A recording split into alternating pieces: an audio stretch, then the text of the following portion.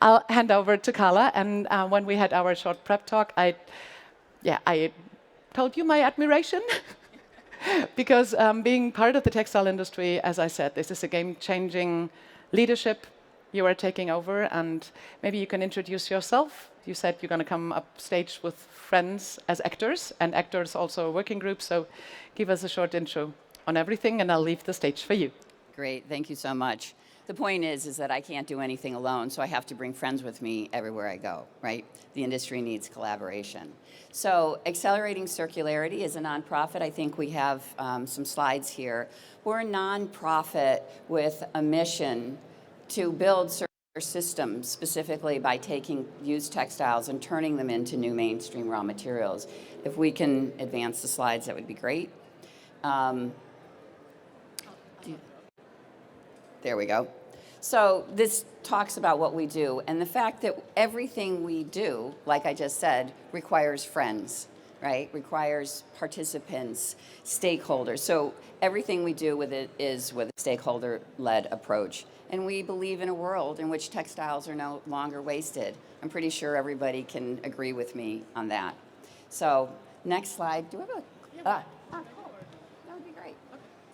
So one of the things that we've done recently, we have a number of projects. As a matter of fact, we kicked off with a main project where we were bringing together the entire industry to create circular systems. So we brought together collectors, sorters, recyclers, yarn spinners, brands, and retailers, and we started to test whether or not circularity was possible. Along the way, we learned that we needed additional information and help, right? We know that the industry, to move to circularity, is going to need chemical recycling. Mechanical recycling is also necessary, you'll learn that. But we pulled together a group which we call ACTR, the Alliance of Chemical Textile Recyclers, and you can see who the members of that group are here. And I brought some of my friends with me. As I said, you can't do any of this alone. So when ACTR was developed, we created our core values. We're all about practicality, right? We're focused specifically on textile chemical recycling with clear results. FAQs, which we're going to launch today. You guys will be the first people that will be able to see the FAQs that came out of our work together. Definitions, which we launched, I can't remember, some time ago. And then we're very action versus problem focused, right? We are supporting the textile use case hierarchy, the belief that we should be reducing, reusing, repairing, and then recycling. So this is recyclers, and this is our belief in how we focus. And then we contribute to the understanding of textile chemical recycling through robust member contribution. And when I bring up my friends, we'll really get to talk about how robust that contribution was. So there are 15 ACTR FAQs. We will be updating them annually because I know somebody's going to answer that question. And I'd like to bring up my friends. So Jos, Jean, Cindy, will you come and join me?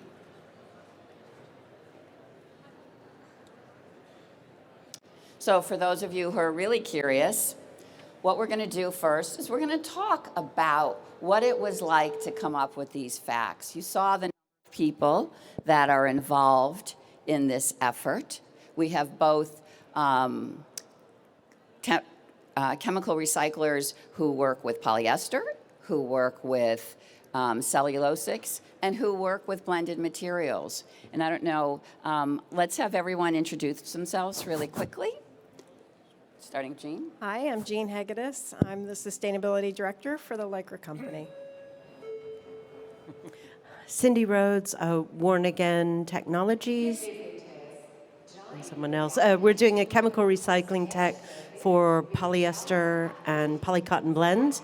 And also I'm from Circulate Textile Ecosystems, looking at automated sorting in the UK as a precursor to chemical recycling and scaling up in the UK.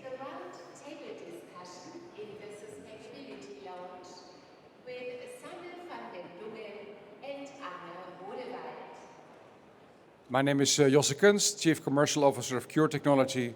We are working hard in the Netherlands on the chemical recycling of polyester and trying to make it affordable. And pleasure to be here on stage. Great, thank you. Before we get into the questions, because I think that people don't often understand the amount of work, time, and effort that goes into coming up with it. 15 facts, it's really, in a sense, it's not this huge number. There will be more, but I'd like you guys to talk about what the process was like in terms of coming up with the questions, defining the answers. So, want to start? We'll go backwards. Josh, you want to start with you? Well, I think the first thing is to be together in a room with all your competitors and feel comfortable at that. And I think it's the only way forward. But it takes time to get to know each other and to be willing to share your view on things, because in that way you also review your own strategy. But that requires courage, but I think that is shown by this group.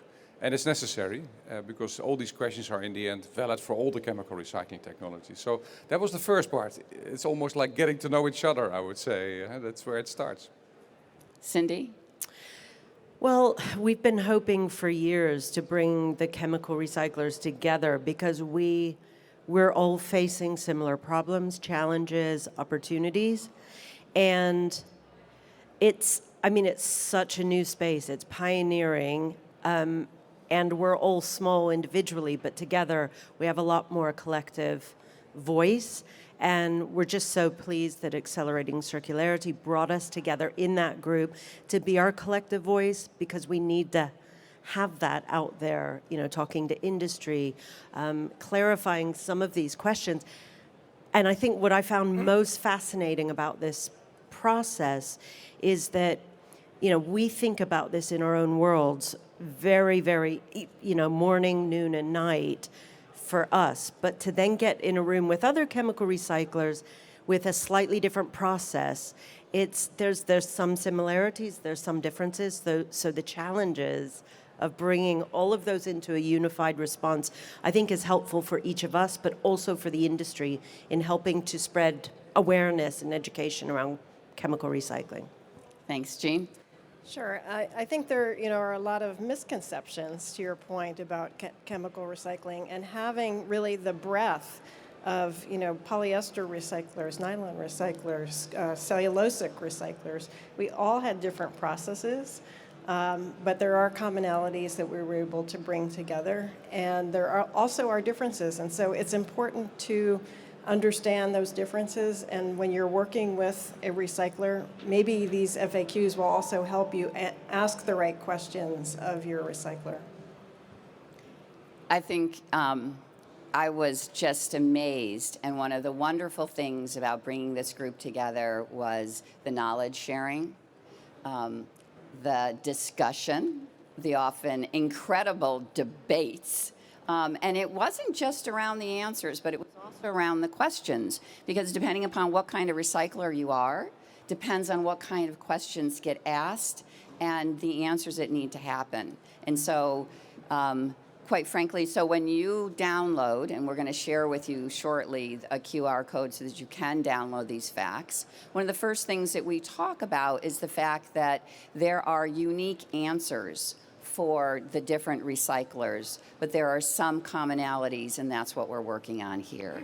So I actually sprung this on this group, which they've actually all proven to be quite swift on their feet, but I hope you remember what the answers to the questions were from your perspective. But so the first question that we had was, what are the challenges in textile chemical recycling, right? It already starts to show you that there are going to be different answers. So we'll go down this way again. Okay. Well, one of the big challenges, of course, is economics, right? And making this work from an economic perspective. Is the industry really set up to support this, or are we still sort of working on a linear model? And that's what we really need to change. So that's one. I think technical is another, right? And Cindy, since you're a recycler, maybe you want to go into that part of it. Well, I was actually, Jean, going to say the tech part of it, I would say, is the least challenging, because if you've got the right chemists, the right chemical engineers, the right team. The tech is often not the problem. It's just making sure you've got the investment to do development and kind of keep going and get the team alive as you're scaling it. For me, I would say one of our biggest challenges collectively for every single recycler, we say it's all about feedstock. So the non-rewearable textiles that we want to use as feedstock are out there in mountains. I mean, they're just everywhere. That's not the problem. The volumes are there. The challenges around how textiles are collected and sorted today, the fact that, you know, in the UK, a lot of the textiles are collected, baled up, and exported to be sorted elsewhere. And that affects the economics, because we don't want those low-value textiles to be exported. We want to keep them close to the source of collection, get them into fiber-to-fiber recycling processes, and then send the raw materials away. So there's a whole infrastructure shift moving to automated sorting that needs to happen regionally, locally, for the economics to work. I'm sure we're way offline versus the official answer that is on the list. However, I would like to take it even a bit more holistic. What is the challenge of textile chemical recycling is actually what is the challenge of the industry. We need to move from linear to circular, which means you need to think everything you do now needs to change. The industry is, I think, an extremely complex supply chain that is very lean and mean on low-cost production. And we need to start to work together in a different way, where your customer is suddenly your supplier and the other way around. And I think that is an amazing challenge. I'm sure we can crack the code for the technical part. I'm even getting convinced we can do that in an economic way. But doing that together means that we all need to change the way we source, we design, we collect, we sort, we use clothing. Ultimately, we should not need even chemical recycling. We should just make clothing that lasts longer and be able to use them longer. So I think it's a fundamental shift in how we deal with this industry. And that's why we are excited. Technical part, I think we will solve it. And now you can see why getting to 15 questions and 15 answers took a really long time. So the answers that we came up with together, and I'm just going to go through this quick. Did we do well on our exam? Was infrastructure, technology, and economics. And there's some details in there. But this is the kind of thing that happens. But that's how the conversation would go in the room. And we met several times, virtually and in person. Those conversations went on long. They were deep. And so we learned a lot from each other, and we're sharing that with you. That's really the focus of what we do at Accelerating Circularity. And for anybody who's interested in these facts, it'll be really easy. You'll have a QR code by the end of this, and you can just download all of these questions and answers. So the next one is, and we'll start with you, Jos, is what are the benefits of textile chemical recycling? I would say two are very pronounced. Very clearly, a very low carbon footprint versus using fossil resources, let alone all the other downsides of using fossil resources. But also the actual reuse of materials. Yeah, so not composting it, not putting it into incineration, but really reusing the molecules again and again and again. Those two, I think, are crucial. So it is helping us with the material scarcity in the world and with the climate change. And I think both are crucial. This might be slightly repetitive, but we're solving two problems. Well, one problem, and we're creating an opportunity out of it. We know textile waste is a huge challenge, and we often focus on textile waste as we've got to solve it. It's the right thing to do. And that's great, and we are doing that, and we are going to replace the use of virgin resources using these non-rewearable textiles to make new textiles. That's the kind of happy environmental answer. But the economic opportunities, I mean, look at, I use the UK because we're focused very specifically on that right now. Right now, we're producing virtually no polyester for textiles, cellulosic pulp to go back into textile spinning. We're doing virtually none of that. As soon as we scale up chemical recycling, we're going to have a multi-billion-pound industry in the UK, over the coming years.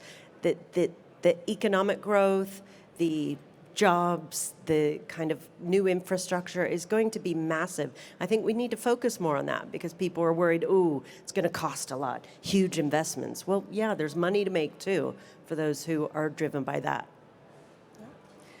I think going back to Jos's point as well is, with certain forms of chemical recycling, you can really get back to virgin quality. And so you can continue that cycle over and over, and that will really lend itself into expanding the whole circular economy. So, Fantastic.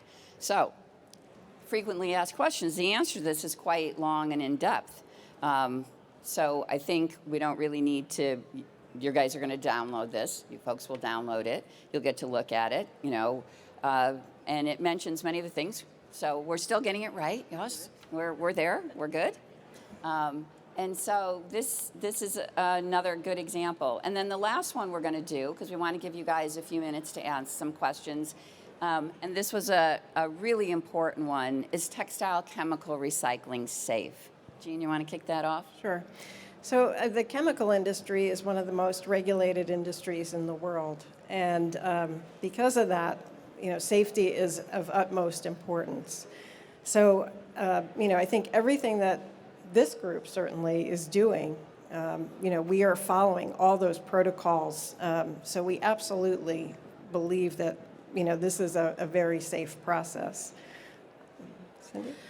Absolutely, and I think for years we stayed away from describing this as chemical recycling because in the textile industry the word chemical often means, blue dyes going into rivers and all sorts of nasty things being released into the environment. The difference with chemical recycling and all the processes I know, for instance, we use solvents in our process to carry out the recapturing of the raw materials. Those solvents are closed loop. They go back again and again and again. They get filtered. All the contaminants get filtered out, and the chemicals get reused for economic reasons, but also environmentally. So I think there's a stigma with the word chemical, but if we start talking about more and more about what chemical recycling means for textiles, in some ways we think of it as a washing machine. We use chemicals to wash those molecules, get everything else out and recapture them. So maybe think of it as a clean thing as opposed to, bad things going into rivers. I just have to weigh in on that in a second because there are companies out there and they're saying, well, we don't do chemical recycling, we do advanced recycling or we do molecular recycling. So that should be one of our questions and then put a fact to that because it's basically, we're working with chemicals. There are different chemical recycling processes. Yes. I'll give a short answer and a long answer. The short answer is yes. If it's not safe, we don't do it. Yeah, and it should be safe for the people that work at our place, but also for the planet. So that revolves around safety of the chemical industry, as Jean was saying, but also around the use of non-toxic materials, the exposure you provide to the environment. The longer answer is that there are, of course, differences in materials, but specifically polyester really lends itself for chemical recycling. And if you don't like the term chemical, use molecular recycling. We clean molecules, we always say. It's as simple as that. And why does polyester lend itself so well? Because you can break it down and build it back up. And that you can do that with relatively low amount of energy, without the use of toxic solvents or anything strange. If you don't believe it, just come and have a look. We're happy to show you. It's as simple as that, and it's actually much safer than doing it out of virgin fossil fuels. There you go. That's a fantastic answer. So we just wanted to give you an example of some of the facts that will be in this document that you'll all have access to. We hope that if you have some questions, we have somebody who can take that for you. And for those of you who are interested, there's a QR code, and you're able to look at this and download our facts. This is the first, you guys are the first. This is the first time that we're releasing this. Tell your friends. And if you would like, if for some reason it doesn't work here, we have in the next hall, there's a booth with this QR code on it as well under the Reality Zone Accelerating Circularity. So if there's questions, we're happy to answer them. Summer 2026 at 10 a.m.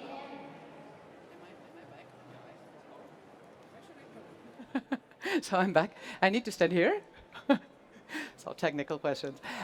Just to accelerate your questions for Accelerating Circularity, this is the first program ever where question and answer sessions are given as a presentation with your friends, all friends together, because sharing knowledge is so important. And as you were outlining, the question and answers rolling for all the day, right? Yes. Yes, these will be available.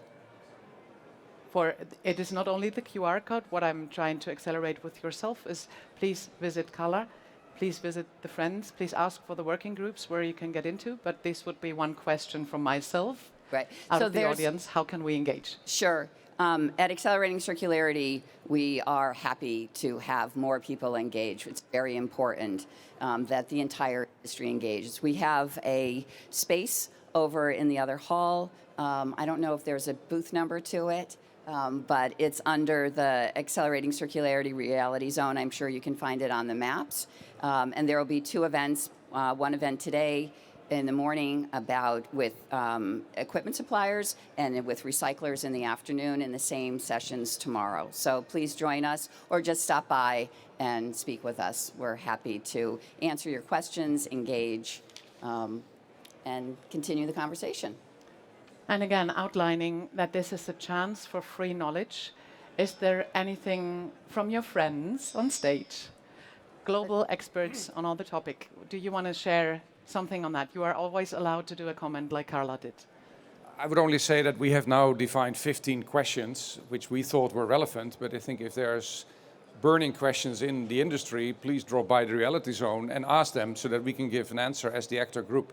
Because it is a new and upcoming field, chemical recycling. There may be many questions floating around. Please ask them and we will give an answer. And I think that is a great way to start the dialogue to change the industry for the better. And also accelerating, maybe you have an answer. Important. So do you want to add something, Cindy? Well, I'm curious whether anyone here today, if there was something you learned about chemical recycling that surprised you that you didn't know. So I'm throwing the question out to the audience, but I think we have one up here as well.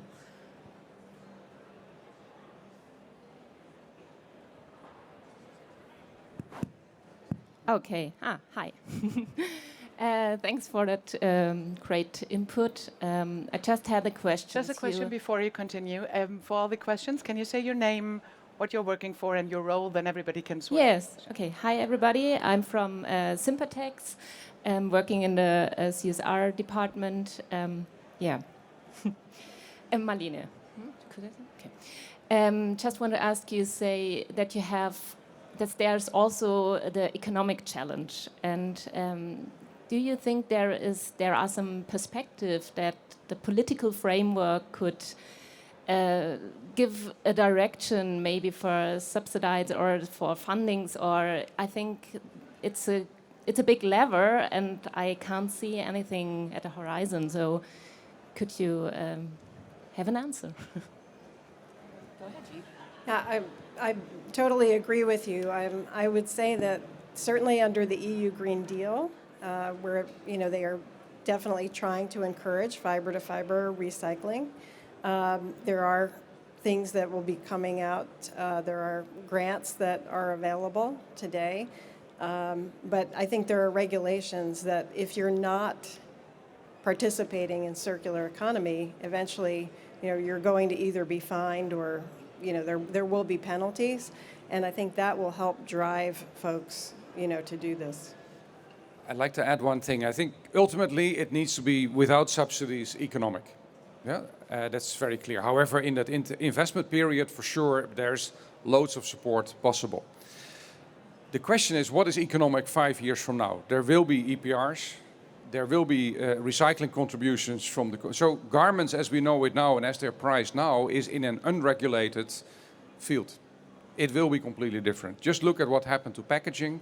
You saw that the price for recycled polyester was completely decoupled from virgin, simply because there was a mandatory uptake of recyclate in packaging. The same will happen to textile industry. I still see a lot of companies thinking it will not happen or it is not yet there.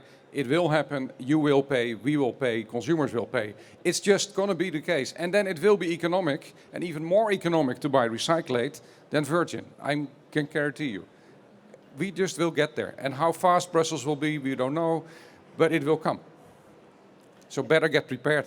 It feels somehow like a wrap-up. I'll leave the last words to you, Carla, and of course, engaging everybody of you, spending the Q&A with you at 10:30 in the forum, but I'll leave the last words to you, Carla. Yeah. So I know that Kim had said, stay here. There are a lot of great expert talks. I would like to be at many of those expert talks because there's a lot for all of us to learn. But there is, as she said, in the next hall at 10:30, a group of equipment suppliers, because ACTR is one group, and it's really important that these textile chemical recyclers have the ability to tell us and pull their knowledge.